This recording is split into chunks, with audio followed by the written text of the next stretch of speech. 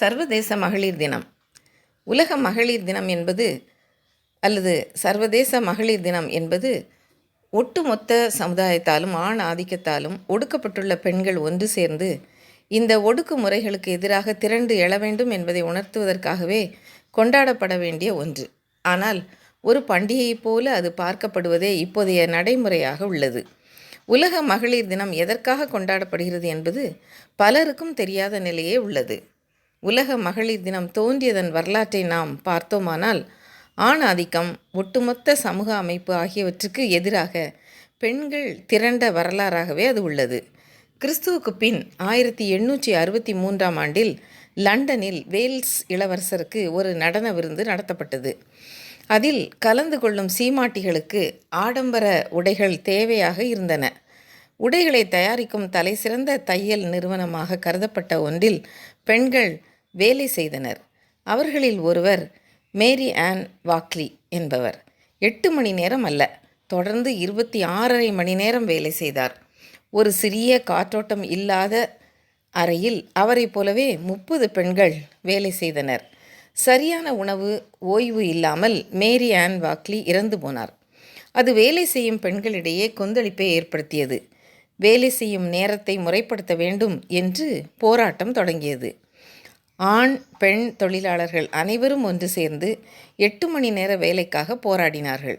8 மணி நேர வேலைக்கான இந்த போராட்டம் இங்கிலாந்துடன் மட்டும் நின்றுவிடவில்லை. 1886ஆம் ஆண்டு மே மாதம் 1ஆம் நாள் அமெரிக்காவின் சிகாகோ நகரில் வேலை நிறுத்த போராட்டமாக வெடித்தது. வேலை நிறுத்தத்தை ஒடுக்க காவல்துறையினர் பலரை சுட்டு கொன்றனர். நீதிமன்றம் விசாரித்து பலருக்கு தூக்கு தண்டனை வழங்கியது. போராட்டங்களை ஒருங்கிணைக்க பிரான்ஸ் நாட்டின் பாரிஸ் நகரில் சோஷலிஸ்ட் அகிலத்தின் முதல் மகாநாடு 1889ஆம் ஆண்டு நடந்தது. வேலை நேரம், பெண்களுக்கான உரிமைகள் தொடர்பான தீர்மானங்கள் நிறைவேற்றப்பட்டன. அதில் கலந்து கொண்டவர் ஜெர்மனி நாட்டை சேர்ந்த கிளாரா ஜெட்கின் என்பவர். அவருடைய முன்முயற்சியினால் சோஷலிஸ்ட் பெண்கள் இயக்கம் உருவானது. 1907ஆம் ஆண்டு ஜெர்மனியில் சோஷலிஸ்ட் பெண்கள் மகாநாடு நடந்தது. அப்பொழுது பெண்களுக்கு வாக்குரிமை இல்லை. பெண்களுக்கு வாக்குரிமை வேண்டும் என்று முழக்கம் எழுந்தது. 1908ஆம் ஆண்டில் அமெரிக்காவில் சிகாகோ, நியூயார்க் நகரங்களில் பெண்களுக்கான சம உரிமை கேட்டு போராட்டங்கள் நடத்தப்பட்டன. 15,000க்கும் மேற்பட்ட பெண்கள் 8 மணி நேர வேலை, கூலி உயர்வு, வாக்குரிமை கேட்டு நியூயார்க் நகரில் அணி திரண்டனர். 1909ஆம் ஆண்டு பிப்ரவரி மாதம் 28ஆம் நாள் பெண்களின் வாக்குரிமைக்கான ஆர்ப்பாட்டம் அமெரிக்காவில் நடந்தது. கருவுற்ற பெண்கள், குழந்தைகள், தாய்மார்கள் பாதுகாப்பு, பெண்களுக்கு வாக்குரிமை, பெண்கள் சமத்துவம் ஆகியவற்றுக்கான தீர்மானங்களுடன் மகளிர் தினம் பற்றிய தீர்மானம் 1910ஆம் ஆண்டில் டென்மார்க்கில் கோபன்கேகனில் நடந்த சோஷலிஸ்ட் பெண்கள் மாநாட்டில் நிறைவேற்றப்பட்டது. மார்ச் 19ஆம் நாள் டென்மார்க், சுவிட்சர்லாந்து, ஜெர்மனி, ஆஸ்திரியா ஆகிய நாடுகளில் முதல் மகளிர் தினம் கொண்டாடப்பட்டது. இந்த மகளிர் தினம் உழைக்கக்கூடிய பெண்களை எல்லாம் ஒற்றுமைப்படுத்தும் தினமாக கருதப்பட்டது. 30,000க்கும் மேற்பட்ட பெண்கள் நாடு முழுக்க திரண்டு ஆர்ப்பாட்டம் நடத்தும் நிகழ்வாக இந்த மகளிர் தினம் இருந்தது. இது உலகின் பிற பகுதிகளிலும் பரவியது. 1917ஆம் ஆண்டு மார்ச் 8ஆம் நாள் ரஷ்யாவில் ஜவுளி ஆலை பெண் தொழிலாளர்கள் புரட்சியை தொடங்கினார்கள். ஆலைகளில் வேலை செய்யும் பெண்களுக்கு மேல் அதிகாரிகளால் பாலியல் துன்புறுத்தல்கள் இருந்தன. பெண்கள் அடிமைகளாக நடத்தப்பட்டனர். அவற்றை எதிர்த்து பெண் தொழிலாளர்கள் நடத்திய போராட்டங்களில் ஆண் தொழிலாளர்களும் இணைந்தனர். 2 லட்சம் தொழிலாளர்கள் கலந்து கொண்ட பேரணி நடந்தது. அந்த நிகழ்வை நினைவுகூரும் விதத்தில் மார்ச் 8ஆம் நாளை மகளிர் தினமாக கொண்டாட வேண்டும் என்று மாஸ்கோவில் 1921ஆம் ஆண்டு நிகழ்ந்த கம்யூனிஸ்ட் பெண்கள் அகிலத்தில் முடிவெடுக்கப்பட்டது. 1922ஆம் ஆண்டு சீனாவில் மகளிர் தினம் கொண்டாடப்பட்டது. 1927ஆம் ஆண்டில் ஹுவாங்சவ் நகரில் நடந்த பேரணியில் 25,000 பெண்கள் கலந்து கொண்டனர். 60 ஆண்டுகளுக்கும் மேலாக உலகமெங்கும் மகளிர் தினம் கொண்டாடப்படுவது வழக்கமான பிறகு ஐக்கிய நாடுகள் சபை சர்வதேச மகளிர் தினத்தை ஒவ்வொரு ஆண்டும் மார்ச் 8ஆம் தேதி பெண்களின் உரிமைக்காகவும் உலக அமைதிக்காகவும் கொண்டாட வேண்டும் என்று 1975இல் அறிவித்தது. உலக மகளிர் தினம் கொண்டாடப்படும் நிகழ்வு உழைக்கக்கூடிய பெண்கள் அவர்களுடைய உரிமைக்காக நடத்திய போராட்டங்களின் விளைவாக தோன்றியது. சம வேலைக்கு சம கூலிக்காக, பாலியல் துன்புறுத்துதல்களுக்கு எதிராக, பெண்களின் வாக்குரிமைக்காக, பெண்கள் ஆண்களுக்கு சமமாக நடத்தப்பட வேண்டும் என்பதற்காக உலக மகளிர் தினம் கொண்டாடப்பட்டது. அது உழைக்கும் பெண்களுக்கான தினம். ஒடுக்கப்பட்டு கிடக்கும் பெண்கள் தங்களுடைய உரிமைகளுக்காக ஒன்று திரள வேண்டும் என்பதை வலியுறுத்தும் தினம். நமது இந்திய நாட்டில் பெண்களின் நிலை எவ்வாறு உள்ளது? ஆண்களுக்கு நிகராக அல்லது ஆண்களை விடவும் பெண்கள் அதிகமாக உழைத்தாலும் பெண் என்பதால் ஆண்களுக்கு தருவதை விட குறைவான கூலி தரும் நிலையே இப்போதும் உள்ளது. விவசாயம், கட்டுமான பணிகளில் வேலை செய்யும் பெண்களுக்கு குறைவாகவே கூலி நிர்ணயம் செய்யப்படுகிறது. பெண்கள் எவ்வளவுதான் கல்வி கற்று உயர்ந்த பதவிகளில் இருந்தாலும் பெண்களுக்காகவே வீட்டு வேலைகள் ஒதுக்கப்பட்டுள்ளன. வீட்டு வேலைகளையும் பார்த்து கொண்டு அலுவலக வேலைகளையும் பெண்கள் பார்க்க வேண்டிய கட்டாய நிலையே இப்போதும் உள்ளது. பெரும்பாலான குடும்பங்களில் எந்த பிரச்சனை குறித்தும் முடிவு எடுக்கும் உரிமை இன்னும் ஆண்கள் கைகளிலேயே உள்ளது. நள்ளிரவில் ஒரு பெண் அச்சமின்றி நடமாடும் நிலை இப்போது வந்துவிட்டதா? அலுவலகங்களில், கல்வி கூடங்களில் பெண்களுக்கான பாதுகாப்பு உறுதிப்படுத்தப்பட்டுள்ளதா? சிறுமிகள் கூட பாலியல் வன்முறைக்கு ஆளாகும் நிலை அல்லவா உள்ளது. பெண்களை வெறும் உடலாக பார்க்கும் பார்வை மறைந்து விட்டதா? திரைப்படங்களிலும் விளம்பரங்களிலும் வெறும் உடலாகத்தானே பெண்கள் சித்தரிக்கப்படுகிறார்கள்.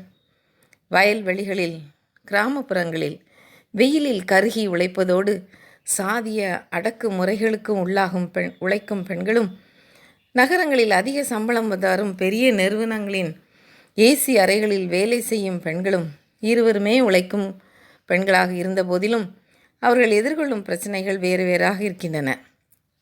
நடுத்தர வர்க்கத்தையும் தாண்டி அதற்கு அடுத்த கட்டத்தில் உள்ள செல்வ வளமிக்க குடும்பத்தை சார்ந்த பெண்கள் மற்றும் ஏழை கிராமப்புற பெண்களைப் போல ஒரு சேலைக்காக, ஒருவேளை உணவுக்காக ஏங்கி தவிப்பதில்லை. பெரிய நிறுவனங்களில் அதிகாரியாக தலைமை பொறுப்புகளில் பணிபுரியும் பெண்களின் பிரச்சனைகளும், செல்வ செழிப்புடன் வாழும் பெண்களின் பிரச்சனைகளும், அன்றாடம் காய்கறி விற்று பிழைக்கும் பெண்களின் பிரச்சனைகளும் வெவ்வேறாகவே இருக்கின்றன. அரசியலில், பொதுவெளியில் பிரபலமாக உள்ள பெண்களின் வாழ்க்கை நிலையும், செங்கல்லை தலையில் சுமந்து செல்லும் கட்டட வேலை செய்யும் சித்தாள் பெண்களின் வாழ்க்கை நிலையும் வேறு வேறானவைதான். அறிவியலிலிருந்து கிரிக்கெட் ஆடுகளம், இலக்கியம், சினிமா என எல்லா இடங்களிலும் இந்திய பெண்கள் நட்சத்திர சாதனைகள் மூலம் பல்வேறு துறைகளில் தங்கள் பங்கேற்பை குறித்த இந்தியாவின் உறுதியான பெண் சாதனையாளர்களின் நீண்ட வரலாறு இந்தியாவுக்கு உள்ளது. அவானி சதுர்வேதி போர் விமானத்தில் தனியாக பறந்த முதல் இந்திய பெண்மணி என்ற பெருமையை பெற்றார். ஸ்கை வாரியர் என்று அழைக்கப்படும் இவர் MiG-21 பைசன் என்ற விமானத்தை ஓட்டினார். இது உலகத்திலேயே மிக உயர்ந்த தரையிறங்கும் மற்றும் புறப்படும் வேகத்திற்கு பெயர் பெற்றது. Lady Tendulkar of Indian women's cricket என்று அழைக்கப்படும் மித்தாலி ராஜ் என்பார் நியூசிலாந்து மகளிர் அணிக்கு எதிரான இந்தியாவின் தொடரின் போது 200 ஒருநாள் போட்டியில் விளையாடி இந்தியாவுக்கு பெருமை சேர்த்த முதல் இந்திய பெண்மணி என்ற பெருமையை பெற்றார். மேரி கோம் 6 முறை உலக அமெச்சூர் குத்துச்சண்டை சாம்பியன் ஆனதன் மூலம் மிசஸ் நாக் அவுட் என்ற பெயருடன் இந்தியாவுக்கு பெருமை சேர்த்த பெண்மணி ஆவார்.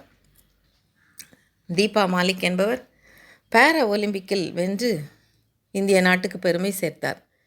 Deci Thomas missile woman of India என்று அழைக்கப்படும் அளவுக்கு முதல் பெண்மணியாக இந்தியாவிலேயே ஒரு பெருமையை கொண்டு வர அவர் செயலாற்றினார். அக்னி 5 மிசைல் ப்ராஜெக்டை ஏவுவதில் மிகவும் திறமை வாய்ந்தவராக காணப்படுகிறார். நம் தமிழ்நாட்டிலே லீடர்ஷிப் குவாலிட்டிஸ்க்காக இந்திரா நூயியும், மருத்துவத்துறைக்காக முத்துலக்ஷ்மி ரெட்டியும், சோஷியல் ஜஸ்டிஸ்க்காக மூவலூர் ராமாமிர்தமும், ஜேர்னலிசம்காக விஎம் கோதநாயகி அம்மாளும், இன்ஃபர்மேஷன் டெக்னாலஜியில் ரோஷினி நாடாரும் பிரபலமான பெண்மணிகள் ஆவர். நமது பாரத பிரதமர் இந்திரா காந்தி அவர்கள் பாரத ரத்னா என்ற விருதினை 1971ஆம் ஆண்டு பெற்ற முதல் பெண்மணி ஆவார். சற்று பழமொழிகளை பார்ப்போமா பெண்களை பற்றி? பெண்ணின்றி பெருமையும் இல்லை, கண்ணின்றி காட்சியும் இல்லை. பெண் கிளை பெருங்கிளை, பெண் மிரண்டால் வீடு கொள்ளாது. பெண்ணின் கோணல் பொன்னிலே நிமிரும். பெண்ணுக்கு பொன்னிட்டுப்பார், பெண்ணுக்கு முன் பூட்டிக்கொள். பெண் பாவம் பொல்லாதது, பெண் வாழ பிறந்தகம் மகிழ. பெண்களின் கண்ணீர் உலகிலேயே மிக ஆற்றலுள்ள நீர் சக்தி என்றார் வில்சன் மிஸ்னர். காற்றை விட கடும் வேகம் கொண்டது பெண்களின் எண்ணம் என்றார் ஷேக்ஸ்பியர். பெண் எந்த காற்றிலும் அசைந்தாடி கொண்டிருக்கும் நாணலை போன்றவள், ஆனால் பெரும் புயலிலும் அவள் ஒடிந்து விழமாட்டாள் என்றார் வேட்லி. பெண்களுக்குரிய சுதந்திரத்தை வழங்காதவரை ஒரு நாடு சுபீட்சம் அடையாது என்றார் நேருஜி. பெண்ணின் இருதயம் அவளுடைய உதடுகளில் இருக்கிறது, ஆனால் அவளுடைய ஆன்மாவோ அவளுடைய கண்களில் இருக்கிறது என்றார் லார்ட் பைரன். பொய்மை, கோழைத்தனம், கீழ்குணம் ஆகிய மூன்றுமே பெண்கள் பெரிதும் வெறுப்பவை என்றார் ஷேக்ஸ்பியர். பெண்களிடம் உள்ள நல்ல பண்பு அவர்களுக்கு பாராட்டை உண்டு பண்ணுகிறது, ஆனால் அவர்களின் நல்ல நடத்தையே அவர்களை தெய்வங்கள் ஆக்குகிறது என்றார் ஷேக்ஸ்பியர். பெண்ணின் ஒழுக்கத்தில் நம்பிக்கை இருத்தலே குடும்ப இன்பத்தின் அடிப்படை என்றார் லாண்டர். எந்த இடத்தில் பெண்கள் மரியாதையாக நடத்தப்படுகின்றனரோ அந்த இடத்தில் தேவதைகள் குடியிருக்கின்றனர் என்கிறது மகாபாரதம். தன்னைத்தானே பாதுகாத்து கொள்வதே பெண்களுக்கு அழகு என்றார் ஔவையார். ஒரு நாட்டின் நாகரிகம் அந்நாட்டின் பெண்மக்கள் நிலையை பொறுத்து நிற்கிறது என்பது எவரும் ஏற்கத்தக்க உண்மை. பெண்மக்கள் எவ்வித கட்டுப்பாடுமின்றி இடுக்கணுமின்றி பிறப்புரிமை இன்பத்தை எங்கே நுகர்கிறார்களோ அங்கே உள்ள ஆண்மக்கள் நாகரிக நுட்பம் உணர்ந்தவர்களாயும் இருக்கிறார்கள். அந்நாடே நாகரிகம் பெற்றதாகும் என்றார் திரு வி. கல்யாண சுந்தரனார். இதுவரைக்கும் பெண்ணின் பெருமையையும் பெண்கள் தினத்தின் மகிமையையும் கற்றுக்கொண்டோம். நமக்கு கொடுக்கப்பட்டுள்ள பரிசுத்த வேதாகமத்திலே பெண்களாகிய நாம் என்ன கற்றிருக்கிறோம் அல்லது என்ன கற்றுக்கொள்ளலாம்? கர்த்தராகிய இயேசுவானவர் நமக்காக இந்த உலகத்தில் மனிதனாக பிறந்து வாழ்ந்து எல்லா துன்பங்களையும் அனுபவித்து எல்லா நற்செயல்களையும் செய்து சிலுவையில் அறையப்பட்டு மரித்து அடக்கம் பண்ணப்பட்டு 3ஆம் நாளில் நமக்காக உயிர்த்தெழுந்தாரே. இன்னும் நம் மீட்பர் உயிரோடு இருக்கிறாரே, இன்னும் வரப்போகிறாரே. உயிர்த்தெழுந்த இயேசுநாதரை முதலாவது பார்த்தது யார் என்று தெரியுமா? ஒரு பெண்மணிதான். ஆண்டவராகிய இயேசு கிறிஸ்து எத்தனையோ சீஷர்களை தம்மோடு அழைத்து சென்றார். 12 பேர் மாத்திரமல்ல, எவ்வளவோ பேர் கூட இருந்தார்கள். ஆனாலும் அவர் உயிர்த்தெழுந்த அன்று முதலாவது காட்சி கொடுத்தது மகதலேனா மரியாள் என்ற மக்தலா நாட்டின் கலிலேயா தேசத்தில் இருக்கிறது அங்குள்ள ஒரு பெண்மணிக்கு தான். எவ்வளவு அதிகமாக பெண்களாகிய நம்மை ஆண்டவர் நேசிக்கிறார் என்பதை அறிந்து கொள்வோம். பெண் மக்களையும் பெண் குழந்தைகளையும் காப்போம். அதற்குரிய செயல்களில் ஈடுபடுவோம்.